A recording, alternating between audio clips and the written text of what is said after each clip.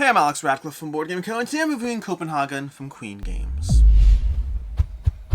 Copenhagen is a 2 to 4 player polyomino game. A polyomino game which players are going to be trying to get to 12 points before the other players, although there's another way the game can end, but that infrequently happens. In the game, the general goal is trying to place polyominoes onto your personal player board. You're going to be laying polyomino tiles down onto the board with the goal of completing rows and columns. Rows are going to be worth between 1 and 2 points, and columns are worth between 2 and 4, and that depends on the configuration of windows you have on the board.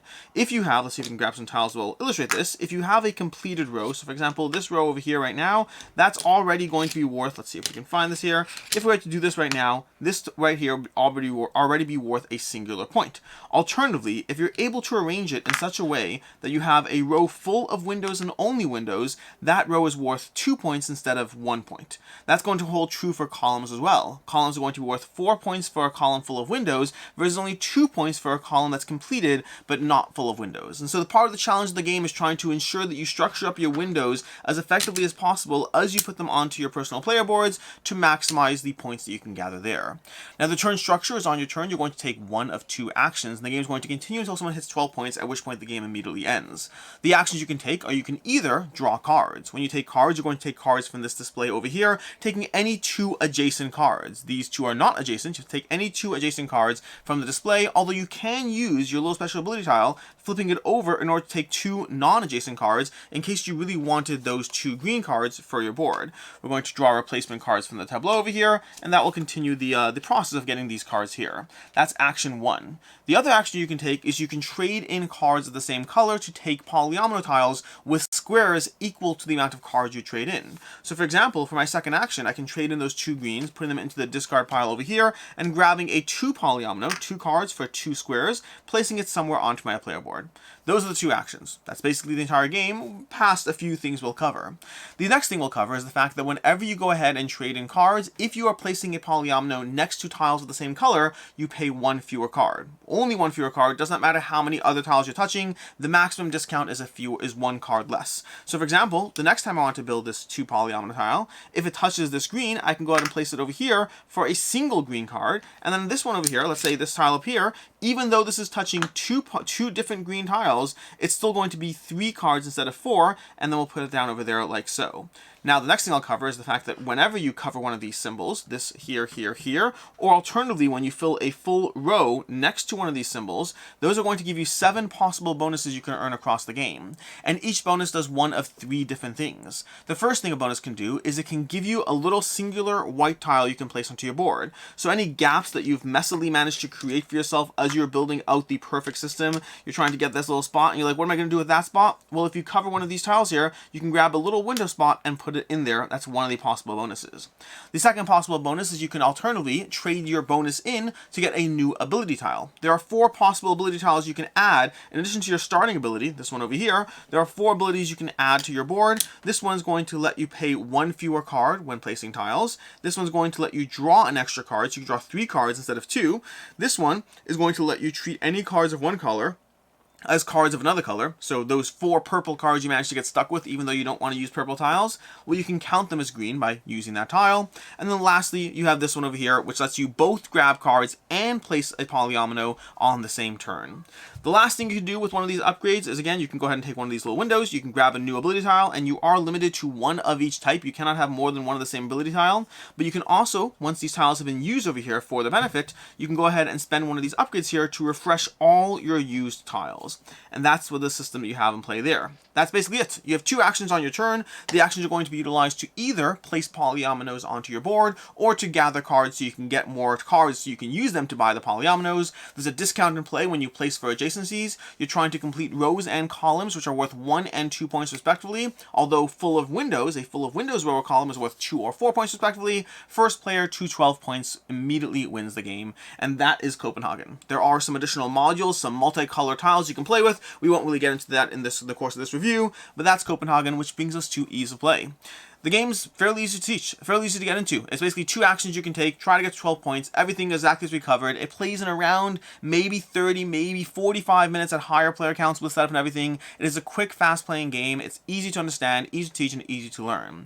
As far as what I like, don't like, and can see others not liking, first of all, what I mentioned already, that it's fast and easy to teach and play. This is a very accessible polyomino game that gives you enough strategy to have you invested in the game. The particular puzzle I enjoy as I go through this is the fact that you're constantly trying to figure out how to arrange your windows in such a way that you can get your tiles there, because every single tile, no matter what tile you buy, has one tile without windows. And the puzzle of how to place that tile, in what way, where it doesn't hurt you as much as it otherwise wants to, because as you try to place things down, if you place things down too easily, you'll get a whole row full of windows, no problem. But you may find that you've closed off every single column in the process, and you can't score any column points, which means you're going to lose those chunks of points in a game. In a game that goes to 12 points, and losing 2 points from a perfect column of windows is a big deal, and you want to try to plan around that. And you're constantly trying to place things down your board in ways that don't always instinctively make sense. And many polyomino games want you to kind of fill everything out, but I find in Copenhagen it often works out better for you if you intentionally do not even bother ever trying to do everything. If you try to do things right as opposed to doing everything, you will find that you're able to get more. Sure, leave that gap. Well, that gap is worth 2 points if you put a window in it, so that gap should be closed right away. But very often, building a board with gaps, trying to build rapidly to the top without worrying about the structure along the way, that's basically, there's a lot of puzzling going on as far as how to tactically plan around that, which gives you enough reward in a very accessible game that is easy to jump into. And then those discounts, the discounts for getting tiles next to each other, means you're constantly trying to balance of, sure, all colors are nice, but different colors have different shapes that they give you. Everything has a 2 shape over there, but the higher level shapes over there are going to be different, and trying to figure out what color is going to fit in your grid, but also take into account the discounts for colors of adjacencies, as well as the various bonus tiles you've gotten. Do you want to go for a whole bunch of extra little white windows you can just toss anywhere? Or do you want to try to get a bunch of ability tiles and then refresh them, trying to maximize your action economy in the game? There's a bunch of things going on as far as how to play this very simple game with only 2 actions, but enough strategy to keep you invested in it. As far as what I don't like in the game, there's not a lot past the fact that I do think Copenhagen is a little on the lighter side. It does give you strategy, and it gives you strategy that is a solid degree of strategy relative to the depth of the experience, and so I think that's good there. But at the same time, it is ultimately on the lighter side as far as polyomino games, and there's not a lot to mix up the experience either. There's not really unique goals, there's not really unique action tiles. It is what it is as far as the game state goes. Nothing really changes game to game. The only thing that really changes is the order that the cards are coming out and how that might affect your strategy, but past that, it's the same game every single time, and it is on the lighter side. As far as I can see others not liking, this is a low interaction game. The interaction comes primarily from trying to get there first, taking some of these tiles first, taking the cards over there. You're not really heavily interacting with other players, so much as living in the same world with them, taking some of the same things that they are.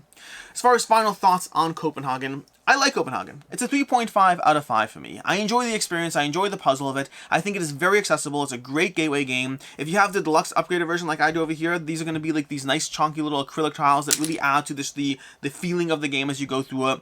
All in all, it's a very solid, lighter experience that I enjoy the process of while understanding that it's on the lighter side.